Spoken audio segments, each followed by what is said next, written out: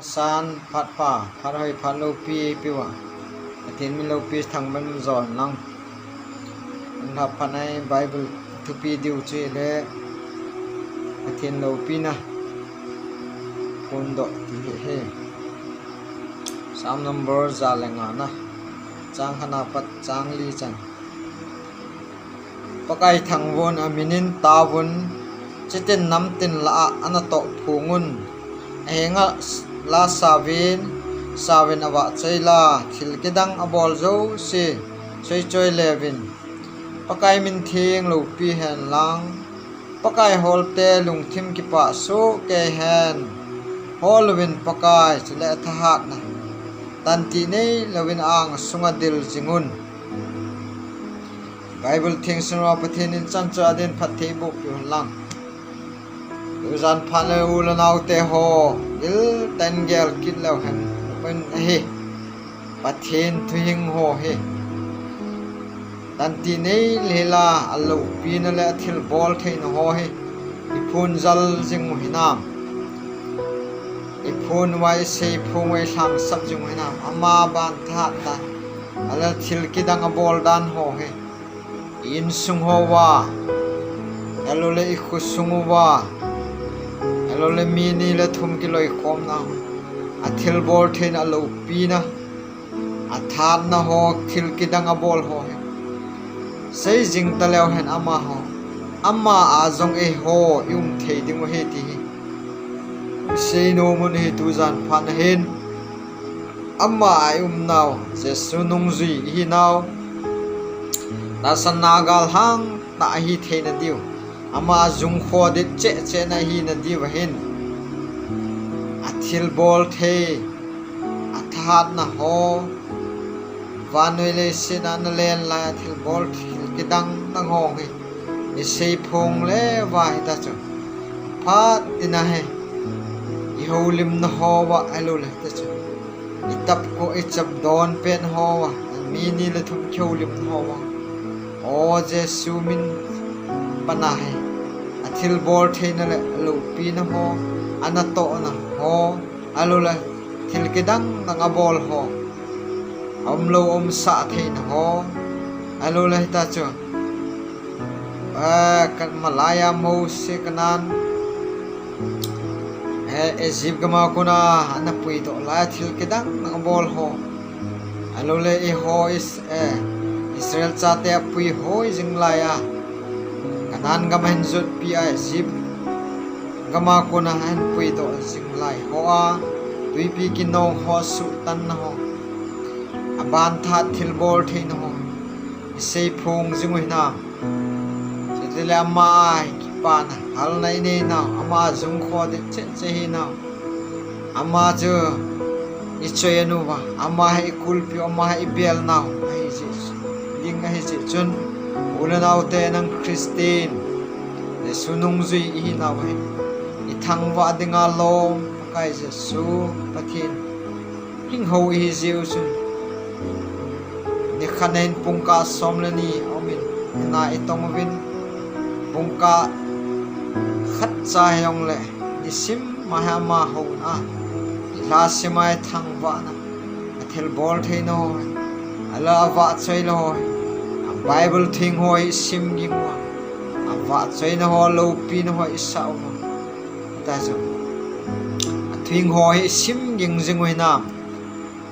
dan ti nei lelam mai cham hoi kong jing jing ni hi na dan ti nei lela wa choi la hoi sa ging jing ding hi dan ho jesu nung zui christian te thil bol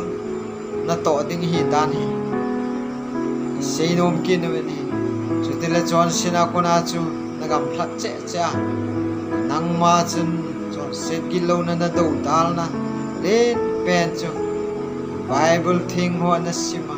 ka khat cha ni khana awa choi loi na sa amina na taw in sunga mi pa nang minu nang mungka khat chayo na cha te ni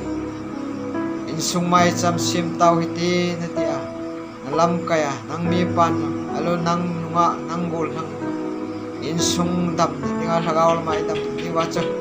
agau mal som ne chan na di wacho ama he thang wa wa chai lo isawa tha thil bol the no pung kha khat cha se phung teng lo chon set gilo na chu ilawa in sungwa igam sung inam sung yo bung sungwa cheng thei lo ri ti la panin se no mon hi chon ama thuing git ama thuing bible git na a hlom na chun chon set zalen na in sungwa igam sung inam sungwa chon set zalen na ama va choi na git a hlom ta de chon set gilo na zale tainom tan in sung ang mi pa nang minu ama va choi na ho amin pana tau git na ho ai lo le pungka khat chang ne khan naman ta lo si chun nain sunga seding a lom lo christian te nun khan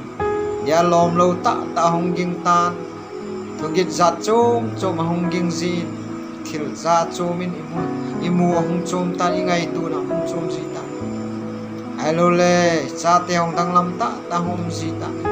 ai lo le te chun izin jok thu chom dang lam ta in khu ong mong ta ai lo le ne thu za jong ta chum zum le zul tu ne in sung ka ne in sung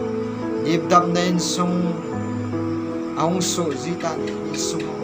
in sung a ko in nam sung sai ti sung i ho bung sung tong ka kit ta izun ul na te ho kin ten ge le te alo pathin lo pi ne til bol the na thang wa na ava choi la thuing ho he ta chi sa ging mo hinam isa ging jing bible thuing ho isim ging jing mo na teng jule chon set gilo no chu zalen thei lo de e tun la phana he ana pate mo te ulanau te ulapa te ho ma gol nang to nang ma thil se na gel thei lo na ding chu bible thing ho simin pungka khat sa tawin amin awa choi la ho saging jing ho te in sung ho teng le gam sui nam sung dam de ti tun la phana he se no mo hi ulanau te ho je juni thupi wa pathin lo pi ne ho sun pathin lo pi na thil bol thena til kidang dang ho ise a leisin a len la mo ise phung ngai he bible a thil kidang alo thil bol the that na ho ise phung e da ma jung kho de che na iman the yu hi ti nang ma jesu nung ji christian chate bol di do hi ti uzan phane hin ulanau te se no mane ye chun thu le ma se na ong kon e theu bung som ni la chang top na la ngok kon na ve lo han ti sun ta len na pin cheng nga cheng som khat pin khat cheng nga pin khat cheng ni khat cheng khat a hok pi hi ti chun adal ha ding a hin en nei un nei pu hin na ve pung ding in sum chu peta ong kile kin hin un nei pa ong kile kin hin tin thu le ma ke sei he sa kon ve pu izat ve pu mu na am som khat pe pan som khat ma ve pu khat te buin sol tan chenga ve pung pa chenga ma ve pung chun